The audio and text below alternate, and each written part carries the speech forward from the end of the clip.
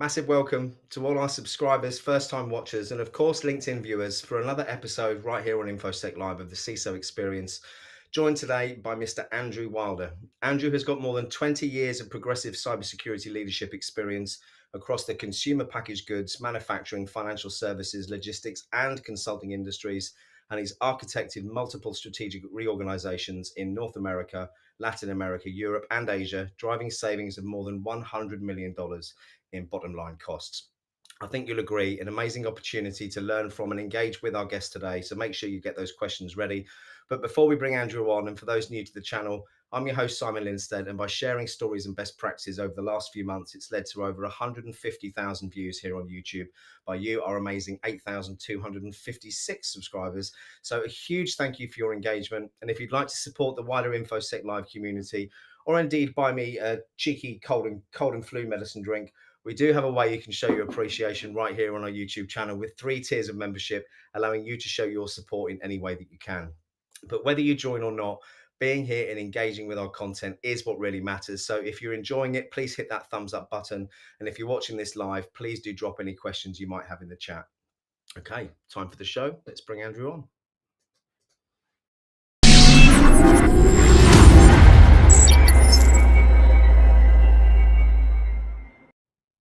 Welcome. I love these intros, man. So I think they get longer. It's been 8 months since you've been on. I think I've added another 30 seconds since then, Andrew.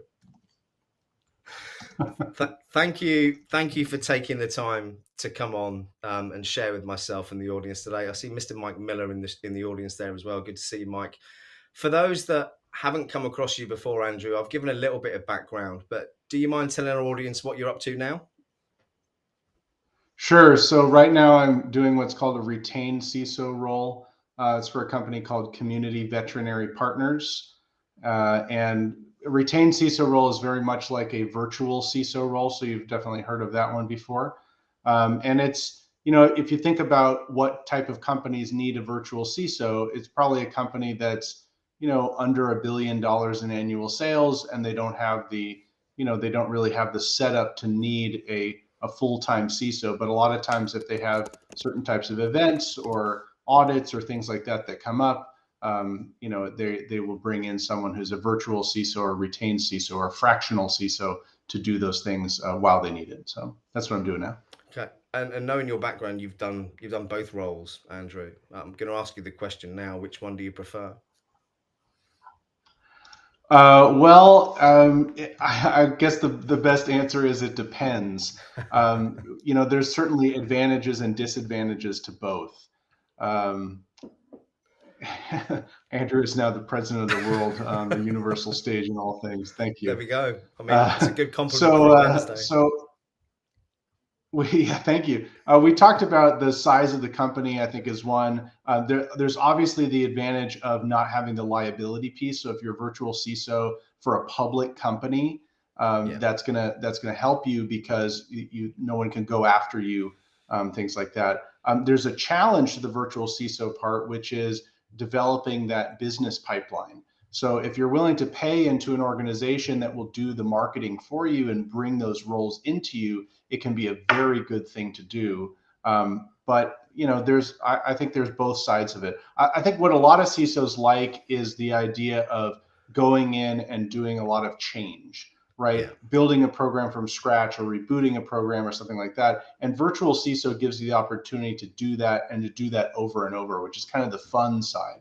A lot of times you'll see people who get in, 2 or 3 years and they really have everything running smoothly. And they're like, what's my next big change or thing that I'm going to do? So I suppose it's it's a fun similar. way to keep yourself. Similar in a way, Andrew, to working in the startup world or the established enterprise world, isn't it? Completely different job, same title, but every day is completely different.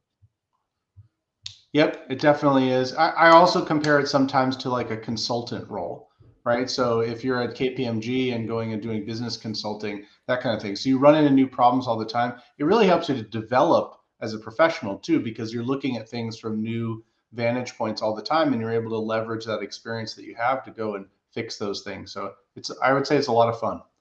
Excellent, thank you. First question from me then on my list of questions today, and it's quite a generic one, but hopefully you've got some thoughts to put behind it. It's what can we do better as an industry? Wow. Well, that's a loaded question, Simon. I, Maybe. I guess I guess three things, and one of them will be kind of a specific thing. But let's start with the first one. The first one is entry level jobs, right? There's the whole chicken and egg scenario with entry level jobs. How do you get a job without experience, and how do you get experience without a job? So if you look at entry level jobs for cybersecurity, for the most part, they require you to have 3 years of experience, 5 years of experience. How can you get that if you can't get an entry level job? So a couple of things there. One is, try and go and get experience any way that you can, even if it's an unpaid internship, volunteering where you're doing cybersecurity, projects that you're doing in school or online or through some organization that you're working with. Those are all ways that you can develop experience. The other thing is there's this guy Rick Howard, who used to be the CISO for Palo Alto, and he wrote this paper based on. You remember this movie with Brad Pitt called Moneyball? Yeah, You ever see that? yeah, Okay, so in the Moneyball thing, the Oakland A's used this tactic called cybernetics, which is the idea of just getting people on the team who could get on base. That was their goal, is get on base. yeah, So his white paper was about using the cybernetics principle for cybersecurity hiring. So let's imagine that your goal is to reduce exploitable vulns in your environment by 10 every day. So you can hire somebody who's totally entry level and say your job is to remove 10 exploitable vulns from the environment every day. And you can get a number of people to do that, and keep building that up. So if you use those cybernetics principles or Moneyball principles, if that makes it easier for you, there's ways to build up a cybersecurity team that does what you want to do instead of always going for the architect or the senior I engineer. suppose my retort, my reply to that would be, why are more companies not doing that then? Because all the companies out there seem to want, and I understand why they want someone with 2 years experience who can slot straight in and actually start to add value to the business. But it takes a certain type of business to take that broader view that you're talking about, I think, doesn't it?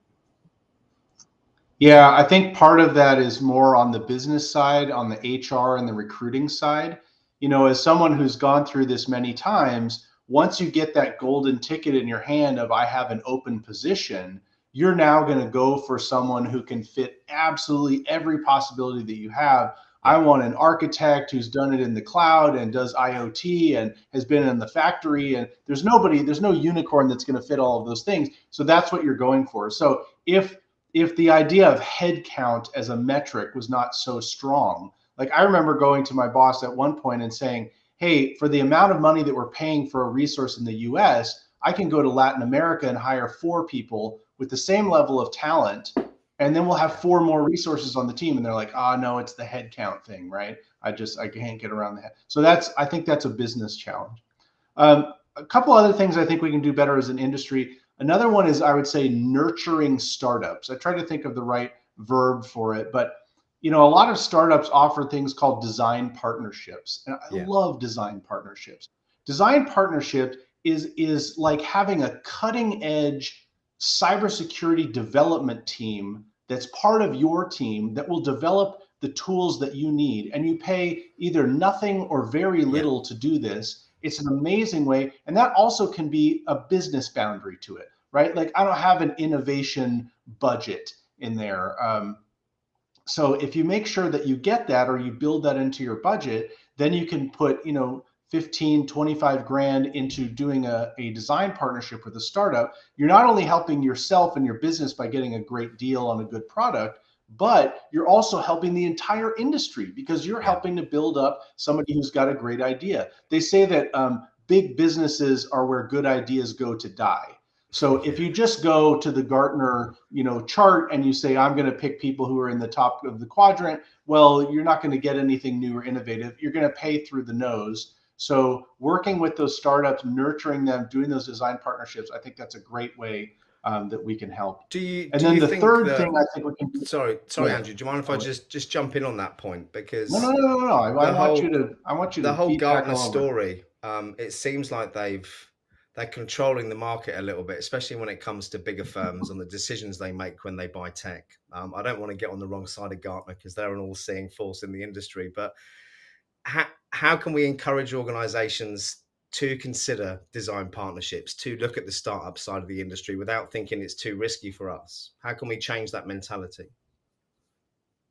Well, my challenge to you, if the first thing that you do when you're getting a new product is you go and look at the Gartner quadrant, and many people do, so don't, you can still do that. But my challenge to you would go to your peers, go to this group, right? Go to Simon, go to your peers and say, hey, I want to get something for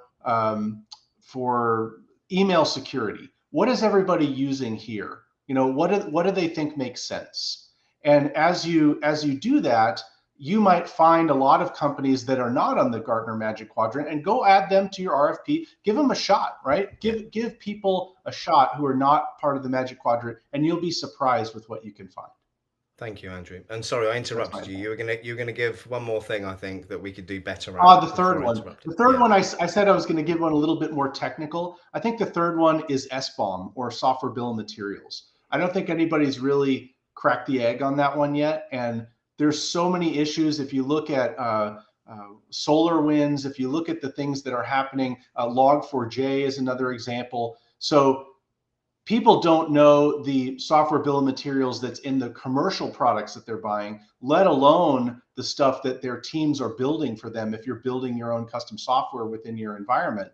So getting our hands around SBOM and being able to quickly identify those vulns that are in those code snippets, I think that's a big thing that we need to get around. So those are my three. Thank you, Andrew. I'm just going back to the entry level discussion. I've seen a couple of comments come in. Mario said, I agree. We've been talking about HC versus salary as well, contractors versus full-time equivalent, Arlington versus St. Louis, etc. For me, I suppose the devil's advocate point, and I'm saying this because I feel like this could describe me 3 years ago when I tried to come into the industry as a pen tester. I think us as individuals trying to break in also have to manage our own expectations a little bit better when it comes to landing that first job that quickly. And I've seen people come into the industry from completely different industries and land a job within 6 or 12 months. I've also Yep. seen people try and pivot and transition over 3 years and still not get their foot in the door.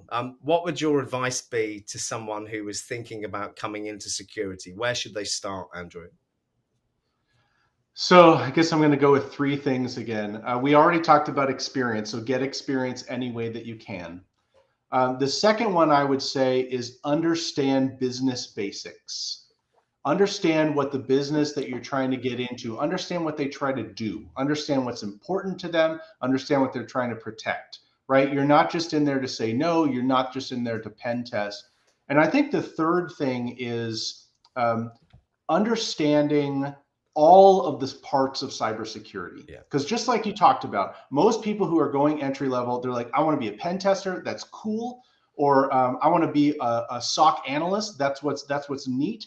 But I'm sure none of them say the word neat. That was just me. But I think if you We're start showing coming, our age now, Andrew. The fact that I yes, use yes, that fair as enough. well. Yeah.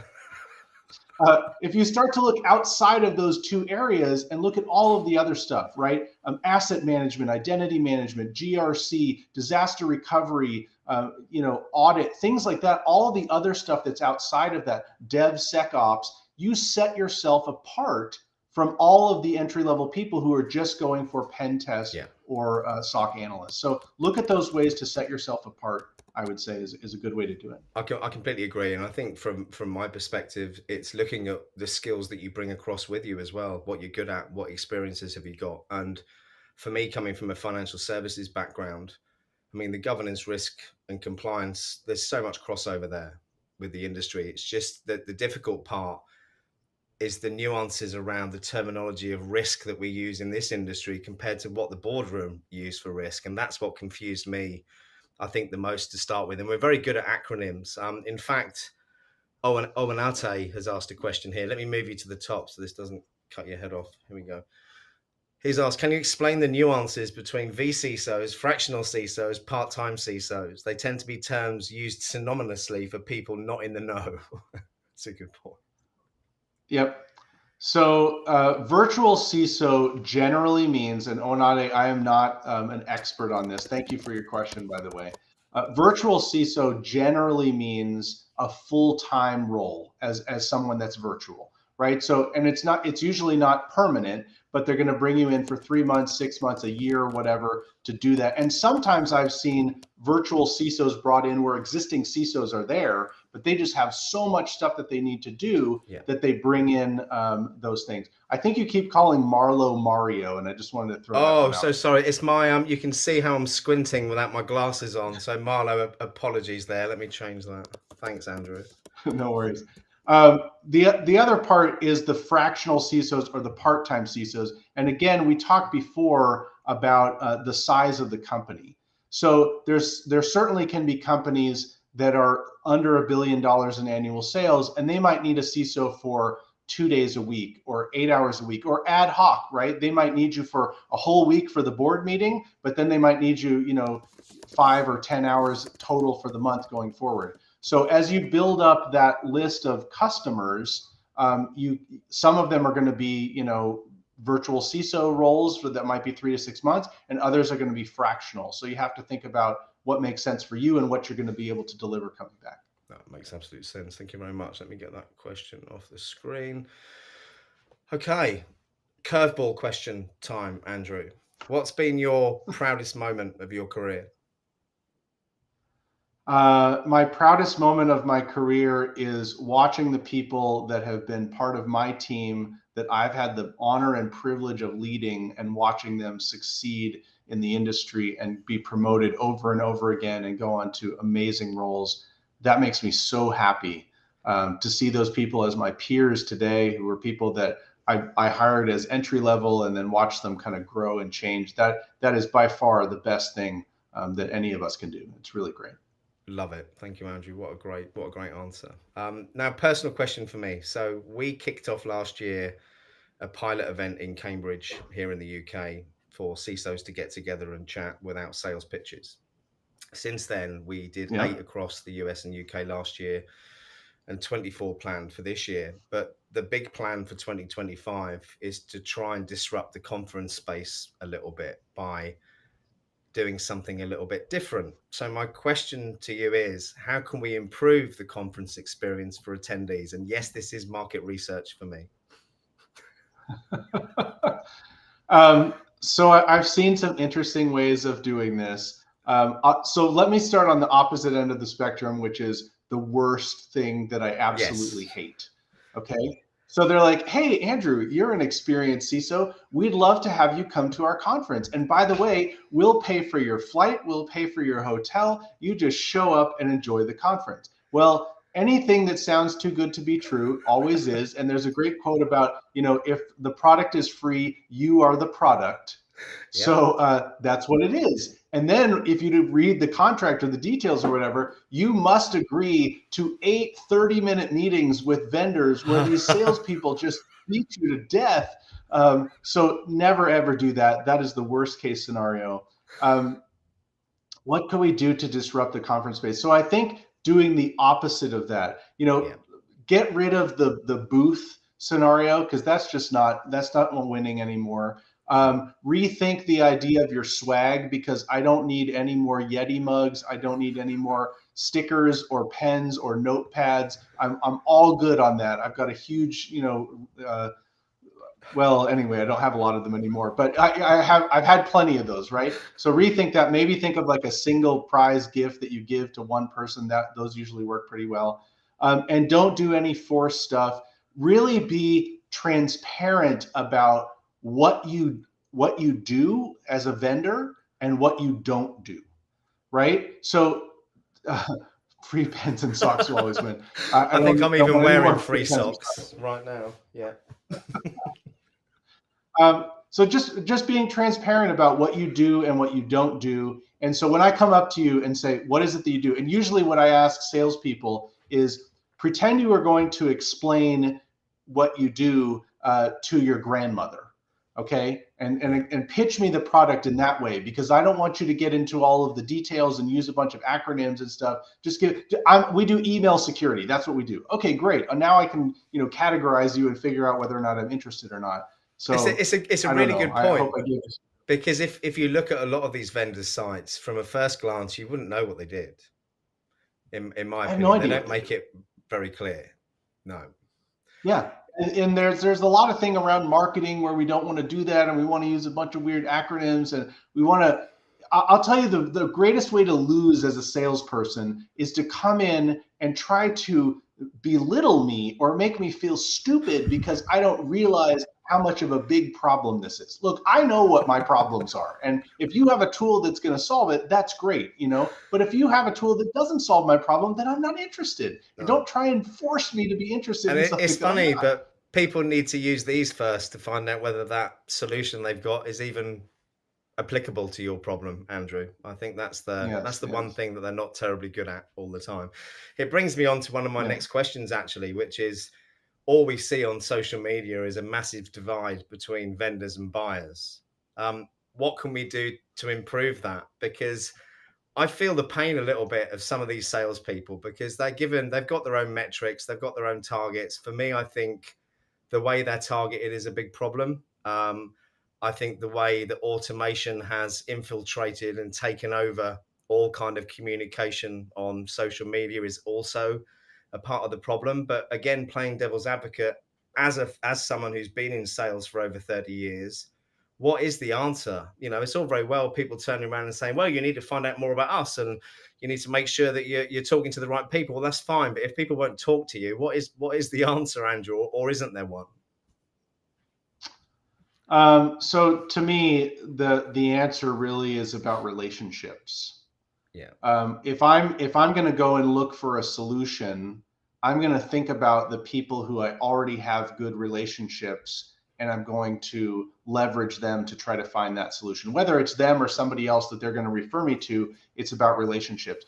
There's a few salespeople that I know that I've never bought anything from, but I know their names. I Yeah. know what company they work for. I know what their product does. So if at any point I have a need for that, there is a great quote by my friend Steve Zalewski where he said, "We don't own our destiny; the bad guys do." Yeah. So it's certainly possible that tomorrow I could get one of those scattered spider attacks, and I've got to deploy something like Duo that's going to push to everybody if they try and reset their MFA credentials. And I know some people who do that, and those are the people that I'm going to call. I'm not going to go on Gartner, or I'm not going to, go on LinkedIn and look or search the internet or whatever. I'm going to talk to people who I have relationships with. So to me, it's about that long-term sell, building that relationship with somebody who knows you, who trusts you. That's how you're going to do well. And the shotgun approach, I'm sure, works from time to time too. And I agree with you. This automating and sending out a billion LinkedIn messages about something, I'm going to ignore every single one of those. I mean, Just I so you think know. I think the thing is, though, it must work, otherwise they wouldn't be doing it. It's a numbers game, isn't it? But the problem I have, as someone who's run sales teams in the past, is if your metrics are all about shoving things in the top of that funnel, short-term funnel, where within 6 to 9 months you're then going to get it down to a sale, you're not taking into account the importance of relationship building. And I completely agree with you on that point. I think we need, as salespeople and sales managers, to broaden the metrics that are used when it comes to that. Because no disrespect to people in your position, but CISOs don't tend to stay in their roles for more than 2 years anyway. So just because I'm Hmm. talking to you today and I haven't got a solution that fits any of your problems doesn't mean to say that in 18 months' time, as you rightly said, you've built up a relationship, you're going to be that first person who gets called, aren't you? Yep. Yep. Yeah. Jonathan, great to see you. Hope it's all doing well over there in Tampa. Next question from me then. We spoke about apprenticeships last time you were on the show, about 8 months ago now. And Yes. since then, my 18-year-old son has landed an apprenticeship at Aviva as a cybersecurity apprentice. And yeah, it's Congrats. going back to everything you said earlier in the show about demonstrating what you're good at. He was fortunate enough to get a placement while he was at school doing his technology levels at Aviva, and he showed them his worth Hmm. when he was there. And I think he beat 7,000 other applicants to that role. So the question I'm going to ask about apprenticeships is, do you know of any in the US that are open to people? Because we get asked about all this all the time. And any other advice to people who are looking to start an apprenticeship? Yeah. So I'm on the board of an organization called CyberUp. And CyberUp takes people who are mid-career. They work a lot with people from the military, and they give them 6 months of free training. At the end of that, they pass an exam. They help them with resume preparation and all that stuff, and then they will place them as apprentices at different companies throughout the U.S. And it's a really great way. We talk a lot about DEI, but they really do it. This is a great way to diversify your talent pipeline. Now, some of the things that we run into when we're looking at landing new customers for CyberUp is they say, well, I have an internship program, I can hire entry-level people, but I don't have an apprenticeship program. So again, you go back to, this is a business thing. So it's about you being educated to go back to your business and say, look, I know we have an internship program. Can we expand that to be an internship/apprenticeship program? Because what happens is you bring these people in for 6 months as an apprentice, and it's a great way to see, is this person going to fit well with my Yeah. organization? And when they do, then you can say, look, now Sally has become an invaluable resource on our team. We need to hire her as a full-time person. It's a great way to do it. So you too, Marla, cheers. So I think it's a wonderful way to diversify your talent pipeline, to bring in people who are really really interested, really want to help, and a great way to find invaluable resources for your team. One of the blockers that comes back when I've spoken to companies here in the UK about them running apprenticeship schemes is the cost of it. Would you argue against that? Would you say it isn't that expensive, or what has your experience been? No, no. If I'm thinking about three different levels, like an intern, apprentice, or entry level, I think apprentice safely falls in the middle there. And for a lot of different organizations, there are incentives from the government Yeah. for apprentices. So if you bring in an apprentice and you pay $50,000 a year for an apprentice, the government might offset that cost to you by half or something like that. So again, it's really about educating yourself and understanding how apprenticeship works, and then using it. A lot of people don't have the ability or the financial means to do a 4-year or more college education, right? They need to go and start working right away.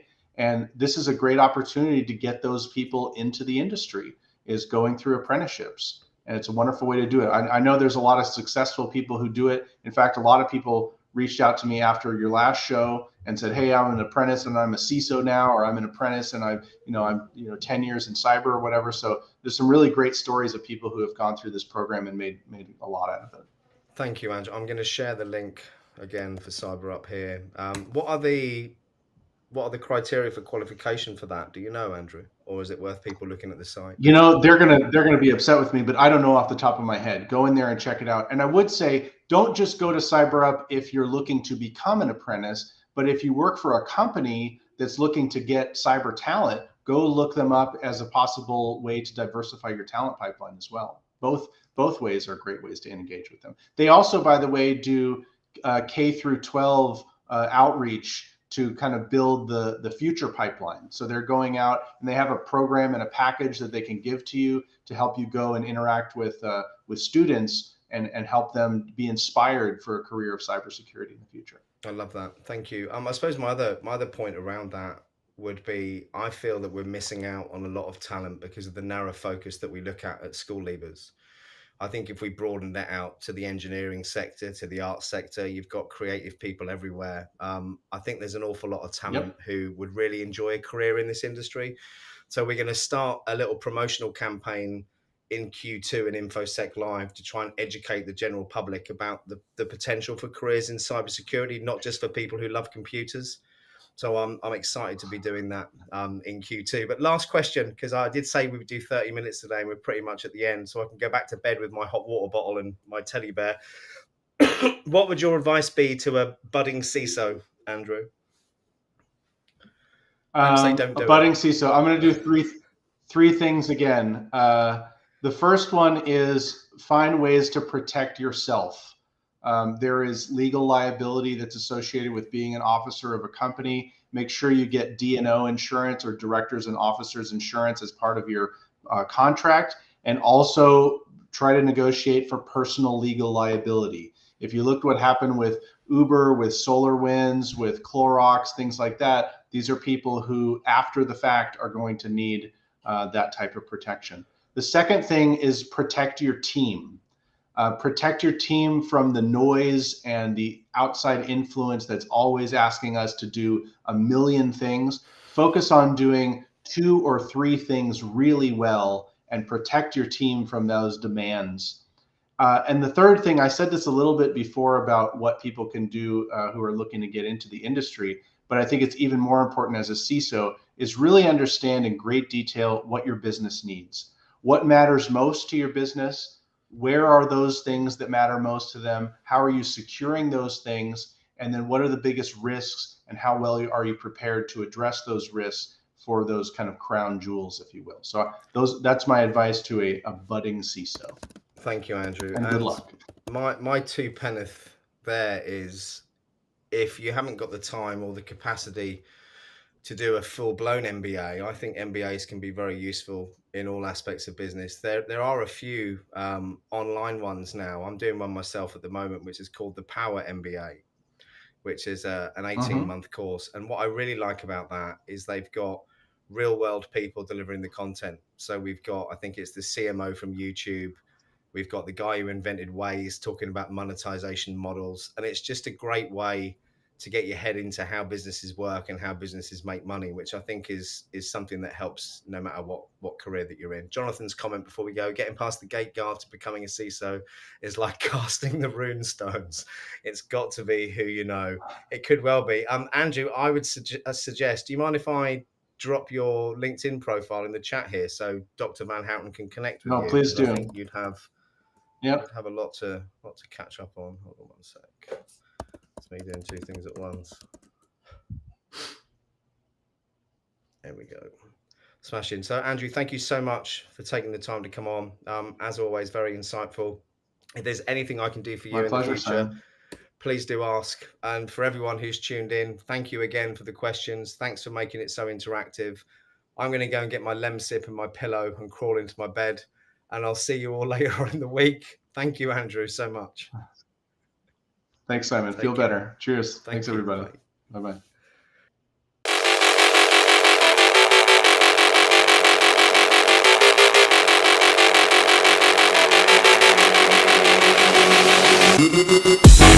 Bye-bye.